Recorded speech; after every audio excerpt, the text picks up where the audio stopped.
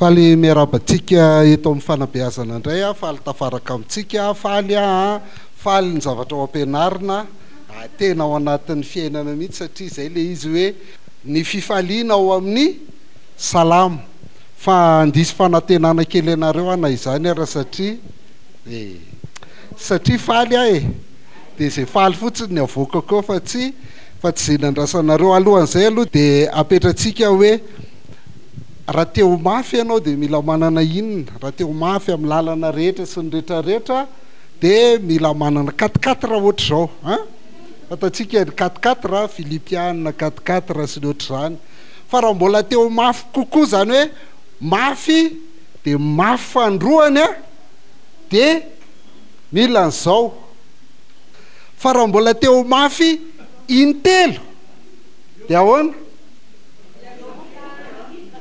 raha teo mafy intelo dia Romain 12:12 zao le mafy hitanareo MAF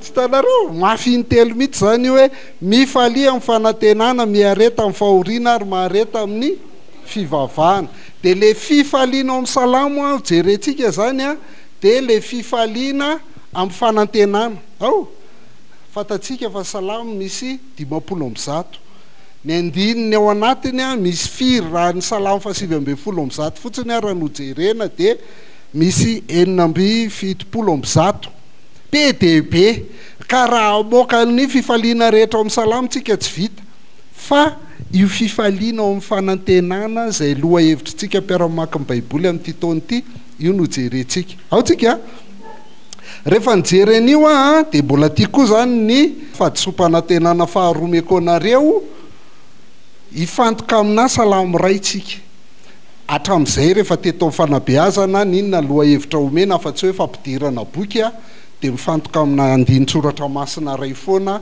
no ataoko satria mampianatra atsika mpiara-mamaky ny baiboly hamaky baiboly hoe misy texte io anoloanao ahoana ny fomba amakinao azy azahoanao an'le lesona tiana atongavana dia izay foana ny zahako atao eto dia ny salamo 120 zany no jerentsika androany ny andin'ny fahasivy dia ahitantsika an'le hoe izany no ifalian'ny foko sy ravoravoan'ny fanahiko eny nofoko aza hitoetra tsy manana zay ny ifalian'ny foko inona ny ifalian'ny fon'ny mpanao salamo eto dia fantoka eo amin'ny salamo 120 tsika ary lasaritsika arovy ao Andriamanitra ao fa mialoka aminao hoy amin'ny tompoko ianao tsy misy soananako azo oharina aminao ho an'ny olona masina ambony tany sy ireo tsara laza ny fankasitrahako rehetra ho be ny fahoriana izay manovan'Andriamanitra takaliny hafa tsy mba handraraka ny raha hidy no fanatitra ary tsy mba ho tonoany molotro ny anarany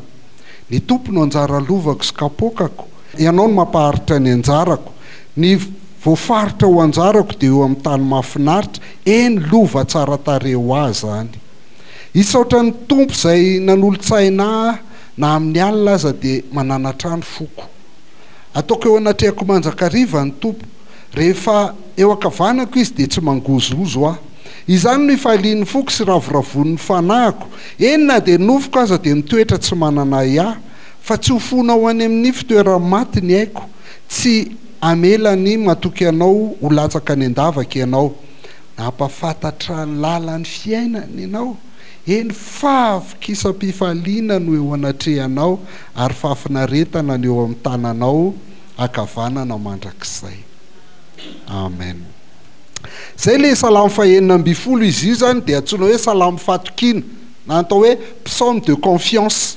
salamo izay maneho ny fatokinan'Andriamanitra tanteraka mihitsy amin'ny fotoana rehetra dia ny zarantsika azy anankitelo dia ohatr'izao ny fomba makitsika azy jerentsika aloha ny ainan'i Davida an'io salamo io natonga anazy nanoratra an'io salamo 120 io hoe inona ny zavatra ny ainana ohatr'izay foana rehefa mamaky baiboly fa ny tena ngeza indrindra amin'ny mamaky baiboly dia ho jerentsika indray ny ainan'i Jesosy Kristy an'io salamo io zay mahatonga anahy foana hoe rehefa mamaky baiboly dia le mitady le inona ny tokony ataoko sy inona ny tsy tokony ataoko zay ny tsy tokony atao voalohany indrindra any amin'ny faran'izay vao atao fa jereo aloha inona le zavatra voasoratra dia avy eo inona ny lazay momba an' Jesosy Kristy.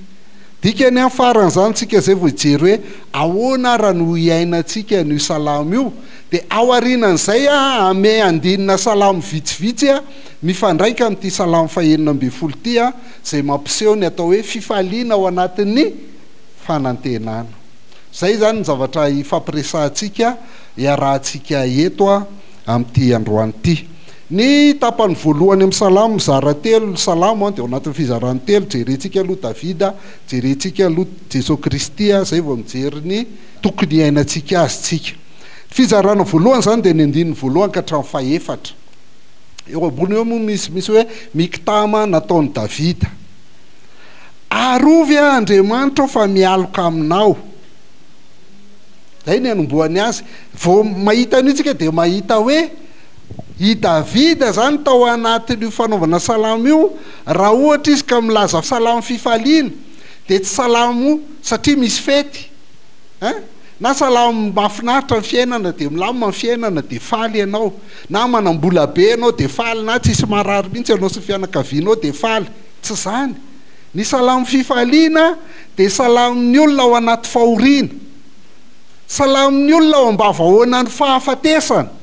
Davida dia ao am-bavahoana ny fahafatesana mihitsy, ary zay iatsony vonjy amin'Andriamanitra hoe arovy Andriamanitra fa mialoka aminao. Rehefa hiara-ny olana sy problème rehetra Davida dia inona nataony? Nitodika any amin'Andriamanitra izy, nangataka fiarovana amin'Andriamanitra izy ary mialoka ao ambany elatr'Andriamanitra i Davida. Ny andininy faharoa, hoy aho amin'ny Tompo, tompoko ianao tsy misy soananako azo oharina aminao. Eto le lakile, eto efa manomboka le fifaliana. Olona ao anaty fahoriana, olona enjehan'ny fahavalo, olona mba-vahoana fahafatesana, dia ny faniriany Davida lehibe indrindra tsy no afaka amin'le olana fotsiny, tsy hoe tsy ho faty fotsiny, tsy hoe ilamina ny fiainany, fa ny faniriany Davida voalohany indrindra dia izao hoe tsy soa ananako azo oharina aminao.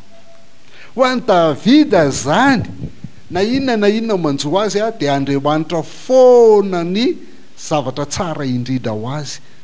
Ny tsara indrindra aminy dia Andriamanitra foana, tsy tombonandro mahazo ianao andrao fa rapitsy ho very ihany, tsy fahasalamana salama ianao andrao fa rapitsy ho very ihany, tsy arena manan-karena eo andrao fa rapitsy ho very ihany. Fa ho an'ny Davida ny soa indrindra, ny tsara indrindra ho azy dia ny manana an'Andriamanitra. Tsy soananako azo oharina aminao. Dia rehefa nahita ny fahatsaran'Andriamanitra izy hoe nenahy dia manana anao Andriamanitra, ninona zavatra mitranga amin'ny fiainako problème be amin'ny fiainako fa rehefa manana anao dia manana mpiaro. Tsy zay? Rehefa manana anao dia afaka mialoka eo ambany elatrao. Zay ny Davida. Ary tsy vitan'izay fozy izy hoe ho an'ny olona masina ambony tany sy ireo olona tsara laza ny fankasitrahako rehetra, ho be ny fahorian'izay manovan'Andriamanitra tokony hafa, tsy mba handraraka ny raha hidiny ho fanatitra ary tsy mba ho tolon'ny molotry ny vavany. Ao anaty olany Davida, ho anazy dia Andriamanitra no harena lehibe indrindra ho azy. Io ny soa tsara indrindra ananan'i Davida, fa tsy zavatra hafa. Fahatelo akoatra an'Andriamanitra dia ilay vahoaka an'Andriamanitra koa io le lazainy hoe olo-masina, ny olona masina, ny olona tsara laza. Tsy tena mitovy amin'io ny any amin'ny baibolinareo, fa jereko tamin'ny teny nanoratany Davida azy mihitsy ilay izy, dia izay ny tena tiany lazaina hoe rehefa tia an'Andriamanitra izy dia manina koa tia ny vahoaka an'Andriamanitra. Zay ny lazainy Jaona hoe ahoana moa no hitiavanareo an'Andriamanitra izay tsy hitanareo, nefa ny rahalahinareo hitanareo raha tsy tianareo. Fa ny Davida mipetraka tsara mihitsy zay hoe tia an'Andriamanitra izy dia vokatr'izay tia ny vahoaka an'Andriamanitra, tia ny olona masina izy, tia ny olona tsara laza izy, ary ny fankasitrahany rehetra dia eo amin'izay. Ny fanohatra amin'izay ny andininy fahaefatra hoe rehefa tia an'Andriamanitra loatra Davida ary tia ny vahoaka an'Andriamanitra izy dia rehefa mpanompo sampy kosa sy ny sampy dia halany. Tsy maintsy zay, mankahala ny sampy sy ny mpanompo sampy izy hoe ho be ny fahorian'izay manovan'Andriamanitra atakalony hafa. Zay ny atao hoe sampy. Rehefa atakalonao arena Andriamanitra dia sampy zany ny arena, atakalonao vola Andriamanitra dia sampy ny vola.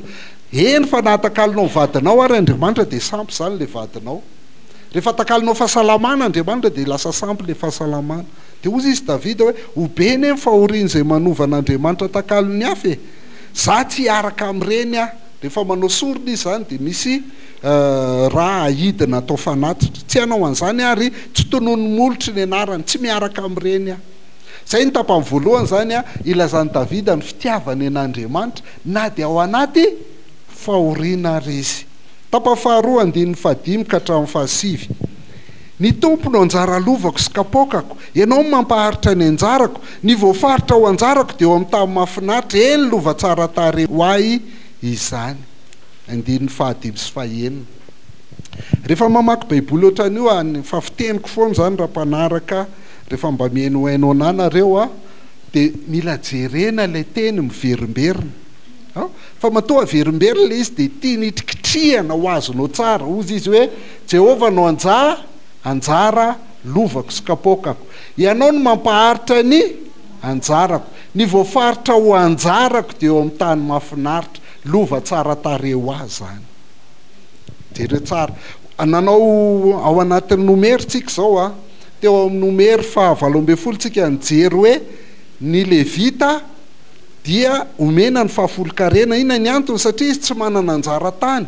Zavatra nitranga zany a rehefa tonga tao amin'ny tany Kanana ny zanak'Israely niaraka tamin'ny Josoa dia samy mizaraina tany tsirairay avy ry zareo. Dia io natao atsapaka, zany hoe tsisy afaka mifity hoe za ny varatra, za ny atsimo, za ny andrefana, za ny atsinanana, fa Andriamanitra no manome anao ny anjara taninao. Zay. Dia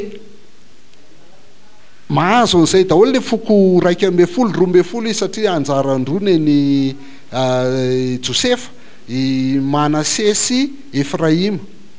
Dia nahazo daholo izy 12 fa ny Levita tsy nahazo. Dia rehefa tsy nahazo ny Levita dia zao ny tenenin'Andriamanitra hoe zany eny anjaranao e, zany anjaranao. Fa eto indray Davida zany a mahita an'izay nahazo ny Levita zay dia ohatr'izay koa ny ainan'ny Davida hoe enao eo mba vahoana ny fahafatesana, iza tsony ny antenainao, ny vola ve ny antenainao hanavitra anao, ny arenao ve ny antenainao hanavitra anao, iza no antenainao hanavitra anao? An'ny Davida dia tsotra, Andriamanitra no anjarako. Io ny kapokako, ny anjara lovako sy ny kapokako zany dia hoe ny vary sy ny ranovola. Ho an'ny zareo moa zany mofo sy divay, dikan'io anjara lovako sy kapokako. Fa ny mahavoky ny mahavoky soana dia Jehovah ihany, ny tompo ihany ny mahavoky soana. Mahafinaritra miaraka amin'io Andriamanitra io nery zareo dia zao hoe ninona anjaranao, ninona fanananao, ninona arenanao dia tsy maharitra iny. Fa andao atao hoe maharitra le arena e, fianao ny any lasa loha e, dia ho aniza ozy izy le loharinao? Tsy maharitra. Fa raha Jehovah no any arenanao tokana dia maharitra mandrakizay. Mandra-pahafatanao izy eo foana miaraka aminao, fa na maty ary ianao mbola miaraka aminy ihany, tsy zay? Maharitra. Ianao no mampaharitra ny lovako, voafaritra ny ho anjarako dia eo amin'ny tany mahafinaritra ny lova tsara tarehy ho azy zany. Le izy zany le Andriamanitra io. Ny olana amin'ilay izy monko tsy hitantsika, ary mbola tsy tena nandramantsika, fa zay mihitsy lazay Salamo 4:3, andramoka izaho fa tsara an'io Jehovah io e, tsara io. Raha mbola tsy tena nanandrana tsara ianao, tsy hitanao zany fahatsarany zany, ohatrany hoe miangona isan-kalahady fe dia ahoana. Rehefa mba tsaratsara le fiderana ohatra mba tsara ihany izy, fa rehefa tsy mahazo valim-bavaka ohatra ny tsy hitako izay mahatsara azy. Fa Davida mahita ny atsarany mihitsy arozy izy hoe lova tsara tarehy ho ahy zany, voafaritra ho anjarako dia eo amin'ny tany mahafinaritra. Zay tena hoe tsara io Andriamanitra io, tsara ny manana an'io, tsara ny miaraka amin'io Andriamanitra io. Ary tsy vitany hoe tsara fotsiny miaraka aminy, fa zao na andro na alina dia miaraka aminao foana io. Isaotra ny Jehovah fa zay manolo-tsaina na amin'ny alina aza dia manana trano foko. Zay mihitsy le miaraka amin'Andriamanitra. Rehefa le tsy manana anina amin'ny tompo iny ianao, na tsy tena le ampy matory iny amin'ny alina, dia inona no mitranga? Ao anatin'iny foana le mieritreritra hoe hay tadidiko le nataony anina na tamin'izao iny, tadidiko le nataony anina na iny mihitsy tsy te anahy mihitsy fa zao mihitsy poziny rehefa nijery anahy tamin'iny lasa ny fisainanao. Fa avadio inge hoe re le fotoana tsy ahitanao tory amin'ny alina iny avadio vavaka e, fa ho hitanao ny fahasambarana azonao anatin'izany. Dia ozy izy hoe isy ohatran'ny Jehovah izay manolo-tsaina ary amin'ny alina aza dia manana trano foko. Zany rehefa miaraka amin'ny tompo amin'ny fotoana rehetra ianao a, dia io no tianao resahana indrindra, ka io no olo tianao. Zay olo tiana rehetra ny tiana resahana daholo e, nefa Andriamanitra ny olo tiany Davida dia io no resahany. Ataoko eo anatrehako mandrakariva ny tompo ary rehefa eo ankavanako izy dia tsy mangozozo a. Misy zavatra anankiroa eto, sary anankiroa asehony eto. Ny sary anankiray raha ohatra miady, raha miady zany a dia ny tompo eo alohany dia izy eo aoriana. Dia zay le mahatonga hoe Jehovah niady ianareo fa ianareo kosa angina zay. Na eo ankavanany ray ny tompo dia ny ankavanana neny ny fampiasaina ny fitaovana, dia le tompo mihitsy zany ny garde de corps miaro anao. Zay le sary voalohany. Ny sary faharoa indray sarina fitsarana. Sarina fitsarana hoe entiny eo anoloan'ny fitsarana Davida. Matsiaro ohatr'izany foana tsika rehefa tena ambavahoana ny fahafatesana dia hiatrika fitsarana. Fa ozy izy hoe rehefa miatrika fitsarana ka iny eo anoloko, le mpitsara eo anoloko a, le Jehovah tiako indrindra, inona ny atahoranao?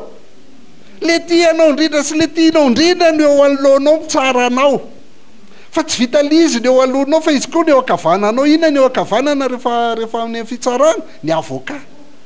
Mbola izy koa no mpisolo vavana miaro anahy. Tsisy eritrereto zany Davida mba vahoana fahafatesana, tsisy zay mampahory anazy, tsisy mampatahotra azy mihitsy ny zavatra rehetra, fa azo antoka. Satria maninona? Satria tiany Jehovah, Jehovah no anjarany, Jehovah ny lovany, miaraka amin'ny Jehovah mandrakariva izy. Dia ozy izy hoe vokatra zay rehetra zay tompoko, tsy hoe milamina ny fiainanao, fa rehefa ao amin'Andriamanitra ianao dia izany no ifalian'ny foko sy ravoravon'ny fanahiko eny nanofoko aza mitoetra tsy manana ia. Dia hitanareo le maha-olombelona rehetra mihitsy, ny fo faly, ny fanahy ravoravo, ny nofo toetra tsy manana ia. Fiadanana, fifaliana zany miaraka amin'Andriamanitra.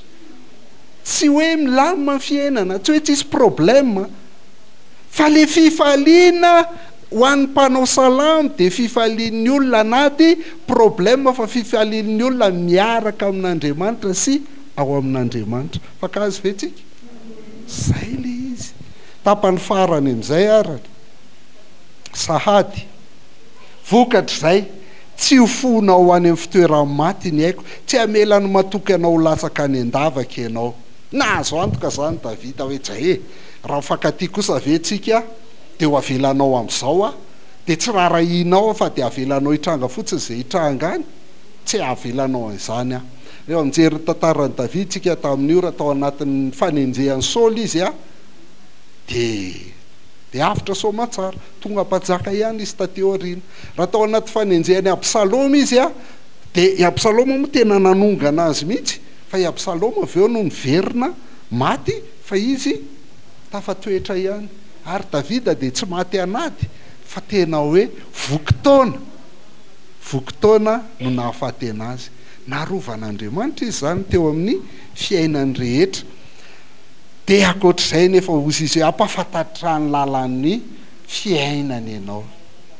Tsy vitan'le hoe tsy maty sy velona fotsiny, fa misy lalana fiainanao. Io no lalan'ny fiainana io. Fantatrao ve lalan'ny fiainana nananao ve zany? Iny izy ho an'ny mpanao salamo, fa avokisa-pifaliana ny eo anatrehanao. Azotsika ve? Enao io ka rehefa miaraka amin'Andriamanitra, rehefa mifanatrika amin'Andriamanitra dia voky inona? Voky fifaliana. Zay ne le fifaliana ao amin'ny mpanao salamo e. Voky fifaliana ianao, manana olana ianao, mety ho faty ianao, misy manenjika ianao, misy olona tsy tia ianao mihitsiny, fa ianao voky fifaliana foana. Fa tsy vitany voky fifaliana ihany, fa manina koa izy fafinaretana no eo an-tananao ankavanana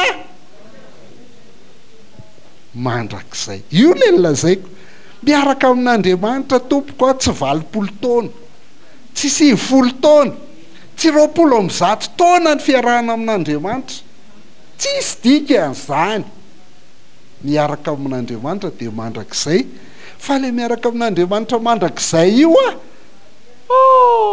fahafinaretana hitanareo le efa nresahany tato io ataoko eo anatrehako mandrakariva ny tompo rehefa aokavanako izy dia tsy mangozogozo io favokisam-pifaliana ny eo anatrehanao fahafinaretana ny eo amin'ny tananao akavanana mandrakizay ohatr'izao Davida sy Andriamanitra dia zay ny mahafaly azy tsisy mahafaly azy mihoatra an'izay miaraka amin'Andriamanitra io no arena ho azy lehibe indrindra io no anjarany ingezabe indrindra io ny lovany maharitra mandrakizay zay mahafaly any Davida fa ho an'i Jesosy Kristy indray izy ahoana vakitsika fotsiny fa samy mitoreny io Salamo 112 io na Petera na Paoly asan'ny apôstôly toko 2 tamin'ny fotoanan'ny Pentecote tamin'ny Pentecote eo amin'ny asan'ny apôstôly toko 2 andiny fa 420 ka hatramin'ny 130 dia izao ny toritenin'ny Petera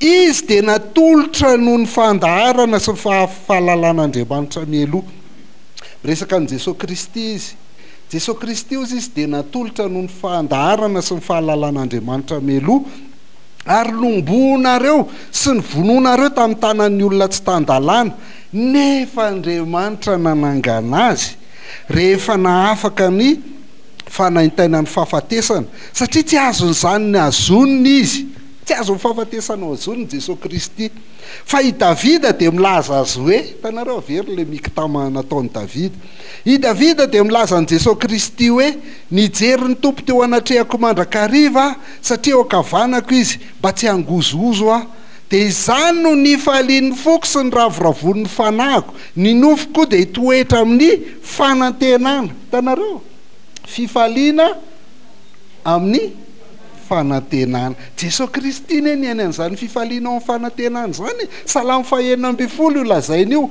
tsy hofonao any amin'ny fitoerany maty ny haiko ary tsy hamela n'ilay masina ho tratry ny loha ianao nampafantatra ny lalany aina ianao nampifaly ahy indrindra amin'ny tavanao ianao Salamo 112 andiny 7 ka hatramin'ny 12 io ny toriteny nataony Petera dia ozy izy hoe ry rahalahy aoka mba ilaza marina aminareo ny amin'ny Davida patriarka fa efa maty izy ka nalevina ary eto amintsika mandrakandroany ny fasany satria mpaminany izy dia nafantatra fa Andriamanitra efa nianina taminy fa izay ateraky ny kibony no apetrany eo ambony seza fiandrianany koa raha nahita mialoha izy dia nilaza ny fitsanganan'i Kristy fa tsy nafoho any amin'ny fitoerany maty izy ary nofiny dia tsy tratra ny loha aikay i Davida zany manao an'le salamo dia mieritreritra hoe tsy afonao any amin'ny fiaina tsy hita ny haiko tsy avelanao faty zany satria za miaraka aminao Andriamanitra tsy avelanao tratry ny loha ny nofoko ozy Davida fa kaikay Davida miteny izany io milaza mialohany Jesosy Kristy hoe raha ny tena marina ny olona lay santatra voalohany tsy navelan'Andriamanitra ho hijanonao amin'ny fiaina tsy hita fa natsangany tamin'ny andro fahatelo tsy navelan'Andriamanitra ho lony nofiny dia tsy izy zany fa Jesosy Kristy miresaka an' Jesosy Kristy ary rehefa mijery Salamo 112 tsika dia fiainan'i Jesosy Kristy mihitsy le zany Jesosy Kristy sy Andriamanitra ny ohatr'izao fatatsika fa nandritra ny zao tontolo zao nandritra fisian'Andriamanitra talohan'izao tontolo zao rehetra ho faran'izao tontolo zao dia adiny 3 ihany no nisaraka Andriamanitra sy Jesosy Kristy adiny 3 ihany satria nanino teo no nitondrany Jesosy Kristy ny fahotantsika fa tsy zakan'le zanak'Andriamanitra lay fisarahana le tsy miaraka amin'Andriamanitra nandritra ny adiny 3 dia niantsoantso izy hoe ahoana Andriamanitra nahoana ny dia mahafoy ahy ianao ho an'i Jesosy Kristy zany izy sy Andriamanitra zany dia ohatr'izao foana tsy misaraka mihitsy fa ohatr'izao foana fa ny fitondrany fahotantsika fitondran'ny fahotako sy ny fitondran'ny fahotanao raha inonao zany zay ihany nampisaraka anazy tamin'Andriamanitra mba hahatonga anao sy Andriamanitra koa lasa ohatran'izao zay ny le izy io zany tsy hoe matimaty fahatany izy de nitsangana maty fahatany fa ny atonga antsika sy Andriamanitra ny atonga an'Andriamanitra ho anjara lovanao ny atonga anao hoe tsy misy soanao afa-tsy Jesosy fa zany tokoa ve le izy sa de irairaina fotsiny zany de ohatr'izay koa ny nataony Paoly vakitsika fotsiny ny asan'ny apôstôly toko 7:5-7:30 ka hatramin'ny 7:30 fa hoy izy eo amin'ny salamo hafa koa tsy amela ny ray masina ho tratry ny fahalovany ianao hitanao salamo 1:10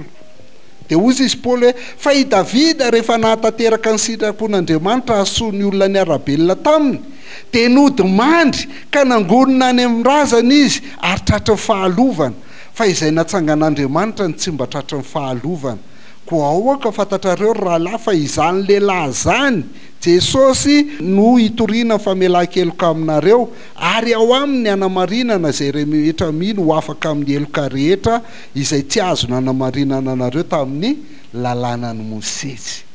Zay le mazava-dehibe an'io Jesosy Kristy io no anamarinana antsika, io no amelana ny elokontsika ary io ny ampihavanana antsika amin'Andriamanitra mba ho tonga Andriamanitra no harenao sarobidy indrindra eto ambonin'ny tany.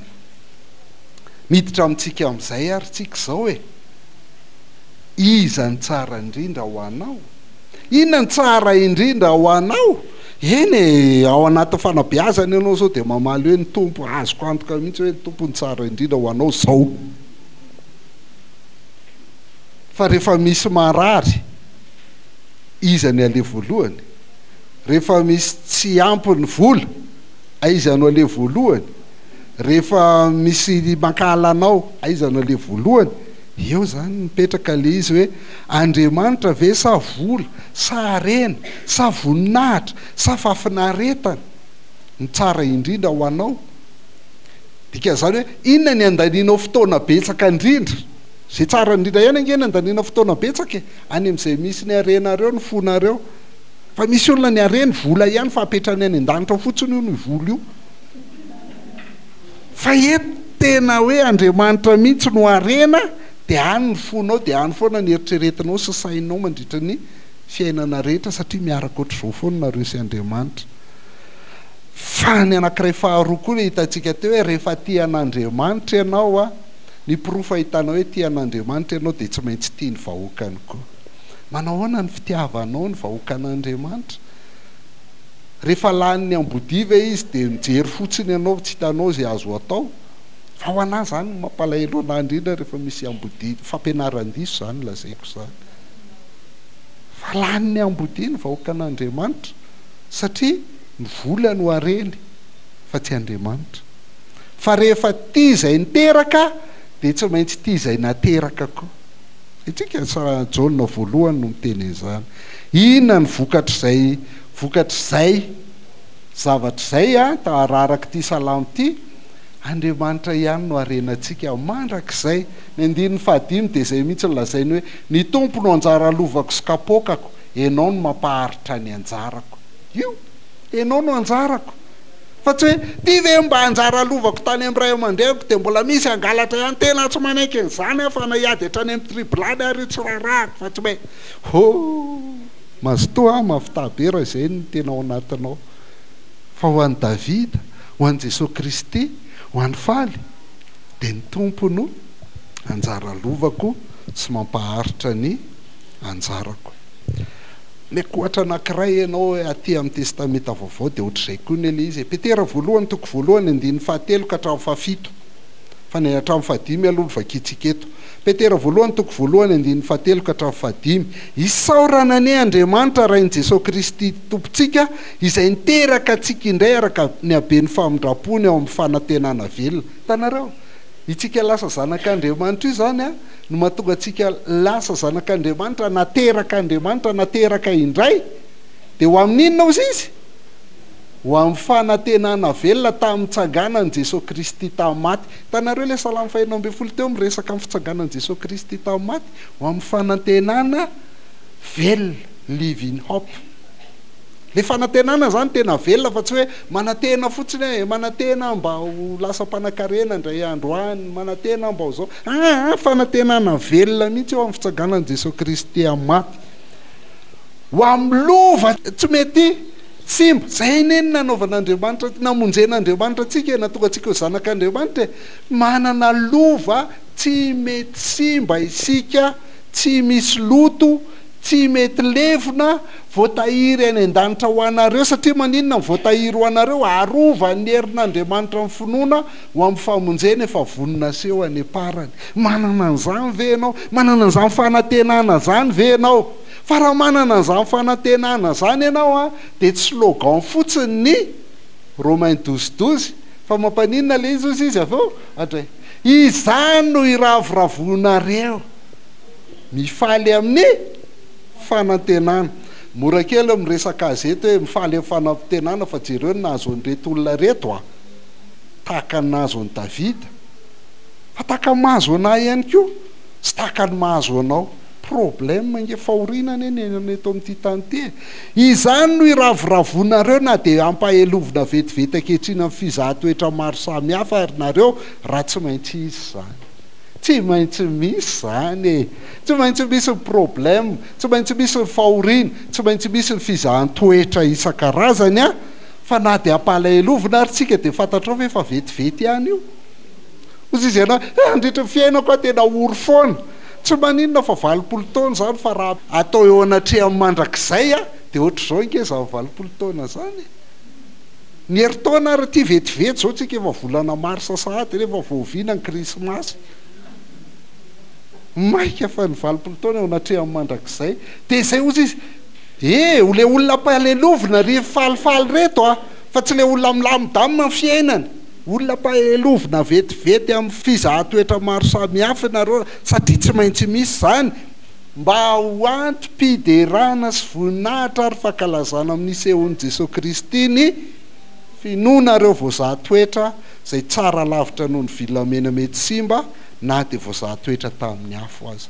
Mamay voazahan-toetra amin'ny afo, ka io fizahana toetra amin'ny finoantsika mihoatra noho ny volamena.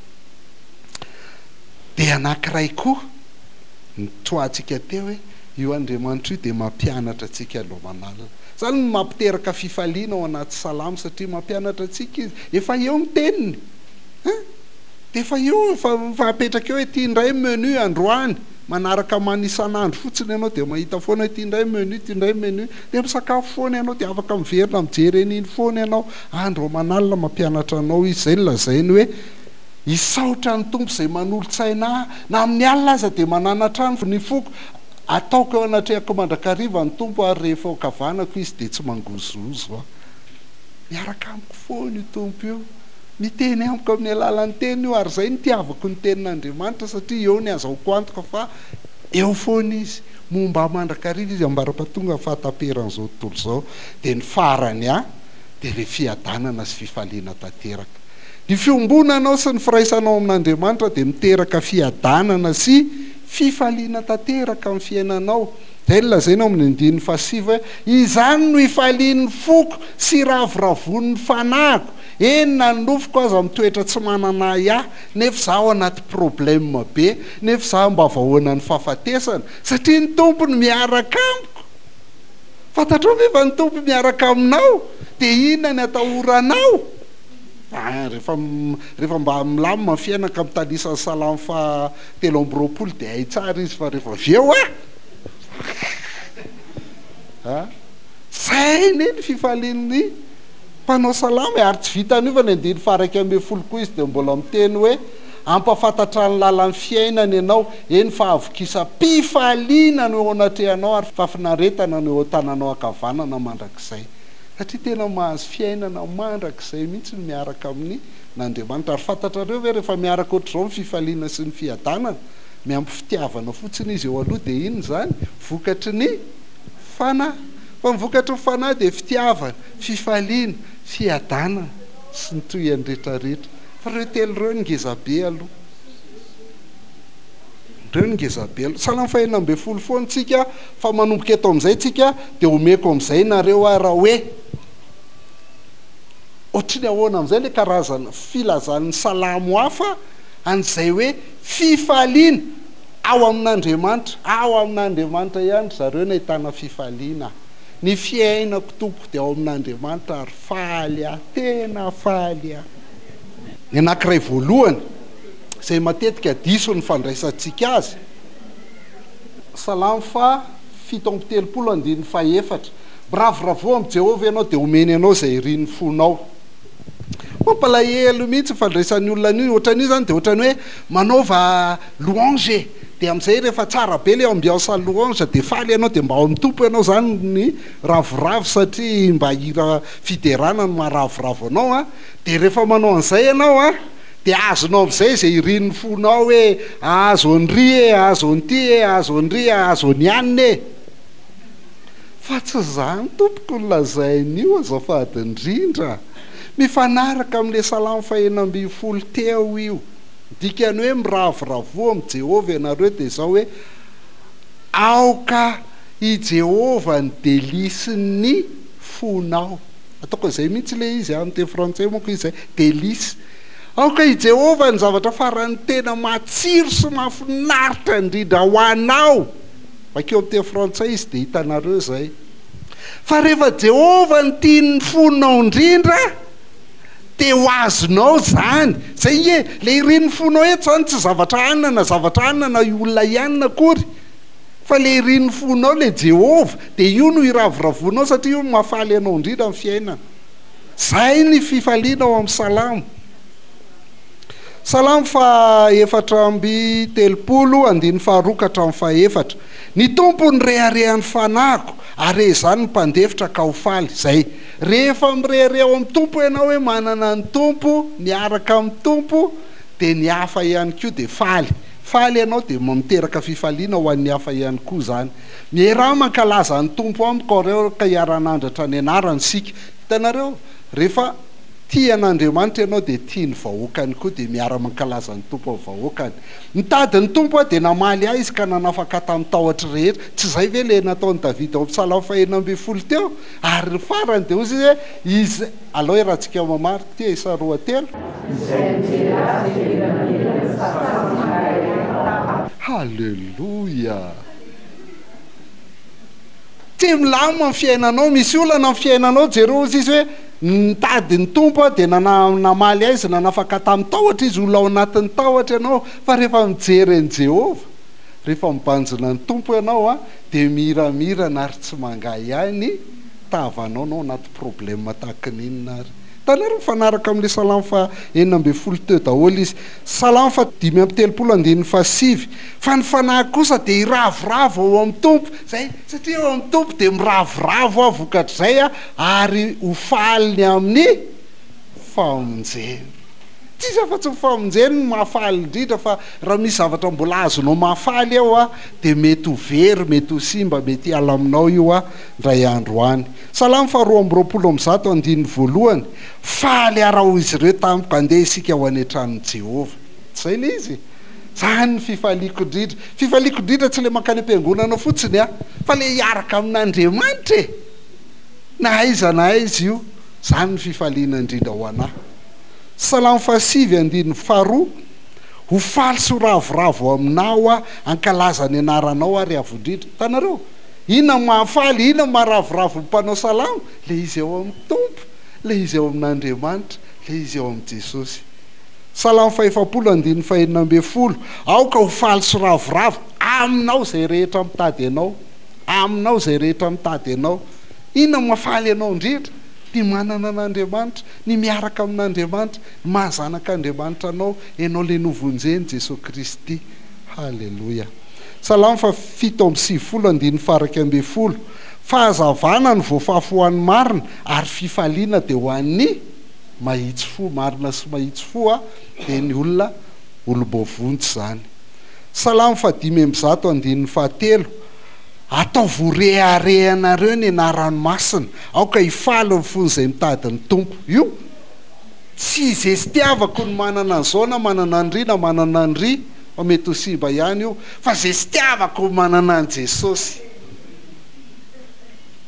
ary rehefa izetsy ty afaka io dia hifala ny fony izay mitady ny tompo satria afaka mahita koa izy fa tsy ho anarery zany afaka mahita koa izy anisany zay le nyresahany Paoly teo anisany miteraka fifaliana ihany koa akoatra ny fiarahanao amin'Andriamanitra dia fahazahoana famelan-keloka ny salamo raiky amby 50 dia salamo zay nibebahany Davida tamin'izy nijangajanga tamin'ny Batseba dia afaka itsika manomboka amin'ny 15 izy hoe ampandrenesy fifaliana sy firavoravona mba hifalian'ny taolana zay voavakivakinao fatatsika fa rehefa manoty tsika dia mampalahelo ny fanahy masina ary rehefa manoty ianao dia na ianao raha tsy manana fifaliana fa rehefa nangataka famelan-keloka Davida dia nangataka hoe ampandrenesy fifaliana sy firavoravona mba hifalian'ny taolana zay voavakivakinao vakivaky mihitsy ny taolan'ny Davida rehefa tao anaty fahotana izy fa rehefa voavela eloko izy dia ozy izy afeno ny tavanao ny fahotako ary vonoany eloko rehetra amorony fo madio Andriamanitra ary ampireny fanahy vaovao atao anatiko aza manary ahy ala eo anatrehanao ary aza manasitra ny fanahinao masina amiko ampidio amiko ny fifaliana amin'ny famonjenao ary toan'ny fanahy mazoto zay ny nataony Davida rehefa voavela eloko izy dia miverina ny fifaliana tsy le famonjena ny very izy efa voavonjy foana fa le fifaliana amin'le famonjena no miverina satria nyravina indray zany ny fiombonana amin'Andriamanitra dia toan'ny fanahy mazoto hitantsika ny asa tsara mbola nataony Davida tao arin'ny famelan-keloka inona no miteraka fifaliana ho an'ny mpanao salamo ny fiarahany amin'Andriamanitra zay nyresantsika teo na ao anaty problema takininona ary ianao rehefa miaraka amin'Andriamanitra ianao zay miteraka fifaliana inona no miteraka fifaliana ho an'ny mpanao salamo ny famelan-keloka fa hitantsika tamin'ny salamo 112 teo ihany koa fa ny miteraka fifaliana ho an'ny mpanao salamo dia ny fitiavan'ny tenin'Andriamanitra ny fitiavan'ny tenin'Andriamanitra mananatra andro manalina ianao salamo 112 tena miteny an'izay fifaliana be dia be ny resaka fifaliana ao amin'ny salamo ny apahany fotsiny meko anareo fototra amin'ilay salamo 112 fa vao manomboka ny salamo 112 amin'zato io dia inona ny anomboa azy tsy tsika ve sambatra ny mahitsy lalana fa ny fahasambarana ve tsy fifaliana zany mihoatra lavitra noho ny fifaliana ary sambatra ny mahitsy lalana dia zay mandeha araka ny lalàn'i Jehova io rehefa mandeha araka ny tenin'Andriamanitra ianao dia sambatra zay mitandrina ny teny vavolombelona ka mitady azy amin'ny fo manontolo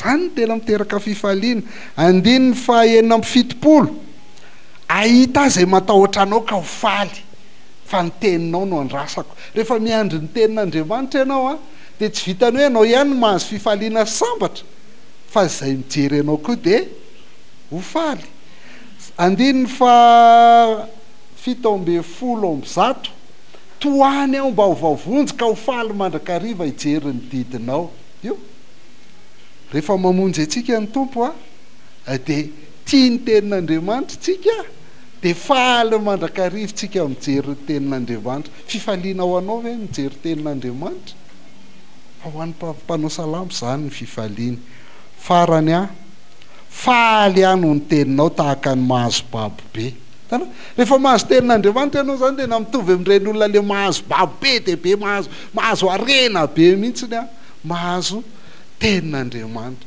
tena fiainako zany lazaiko anareo zany zay no mahafaly anary za tena faly tsy hoe tsy mana problema fa mana problema tsy manan-karena fa rehefa nahita an' Jesosy dia tsisy mahaory Andriamanitra ray malalanay ao amin'i Jesosy Kristy dia tena faly tokoa ny fonay satria manana anjara be tokoa izay raha mbola nomenao tombon'andro androany nampafantarinao ny lalan'ny fiainana tokoa izahay ankehitriny dia misaotra fa tena tsaroanay tokoa hoe inao tokoa kay ilay Jesosy Kristy ilay hoe nraisinay amponay dia kay ianao ilay teny tonga anofo ianao ilay tenin'Andriamanitra ianao ilay ianao mihitsy ilay tenin'Andriamanitra ilay lalan'ny fiainana dia misaotra indrindra fa voarainay ankehitriny fa kay izay raha tena hoe mino anao tokoa izay Jesosy Kristy dia tena hoe ny anjaranay sy lovanay dia Jehova ny mahafaly anay dia tsy ny hareny tany tsy ilay irin'ny fonay ny mahafaly anay mahatonga anay hododina fa ianao ilay Jehova Andriamanitra ilay fitiavana nasehonao tao amin'ny Jesosy Kristy dia mifona raha toa ka mety hoe tsy ampy fahalalana dia tafalatsaka tao anatiny hoe fitiavana mihoatra noho ny fitiavana anao fitiavana fahafinaretana mitady fahafinaretana hafa mitady fitiavana zavatra hafa mihoatra ny fitiavana anao Andriamanitra dia izay no mety hoe mahatonga anay mety hoe lany andro many am-piangonana na manatrika fotoana fa tsy misy tena hoe fiovana eo amin'ny fiainanay dia mifona aminao izay ny amin'izany ary fa ankehitriny fanahy masina misaotra fa nampatsiahivinao an'izao teny izao ary mangataka izay ny tena hoe andraketanao izany teny rehetra nampianarana izany eo anatin'ny lohanay mba tena ankatoy izany izay mba teonao fiainanay tokoa izany hoe fifaliana amin'ny fitiavana anao Jesosy Kristy fifaliana amin'ny finoana ny famonjena izay vitanao Jesosy Kristy dia tena zava-dehibe indrindra izay ampahafantarinao anay ombeny fa mandrakizay ny fifaliana ao aminao dia tena hoe fenoy izay fanahy masina ny amin'ny finoana mba tanterahanay ny antso mafy indray amin'ity taona 2025 ity ny amin'ny hoe fifaliana amin'ny fanantenana fiaretana amin'ny fahoriana ary faharetana amin'ny fivavahana dia raina sy ankalazaina ianao Andriamanitra ho an'ny tsirairay avy dia tononona aminay tsirairay avy ny fiadananao Jesosy Kristy mihoatra amin'ny fahalalana rehetra miaro ny fonay sy ny hevitray tsirairay avy dia mbo tonga vavolombelona ny amin'ny fitiavanao izay Jesosy Kristy amin'ny any amin'izay hialanay eto sy alehanay rehetrarehetra eto dia voninahitra anao rery any Andriamanitra ray zanaka fanahy masina ny anaran'i Jesosy Kristy tompo ty sy mpamonjy malalanay anao fanazany vavaka izany sotra fanahy masina amen.